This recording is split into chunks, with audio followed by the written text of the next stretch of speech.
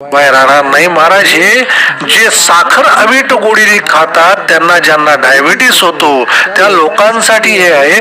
तुमच्या जिभेवरती कंट्रोल हाच तुमचा या सृष्टीमध्ये प्राण जपण्याचा एक मार्ग आहे महाराज. कितीही मधुर असलं तरी डायबिटीस असलेल्या माणसाला साखर ही विष आहे. या विषयाची गोडी चाखण्याची तुझ्या मनामध्ये इच्छाच निर्माण होऊ नये ओवी सांगते महाराज. याच्या ओवीचा हा सांगड घालण्याचा जर भाग आपण बघितला, हा लौकिक अर्थ झाला. देखे इंद्रिय कामू असे तो लावी सुख दुराशे, जैसा गळी मिनू अमिषे भुलवी जेगा. परी तया माझी गळू आहे, जो प्राणाते घेऊन जाये, तू जैसा ठाऊवा नो हे झाकलेपणे.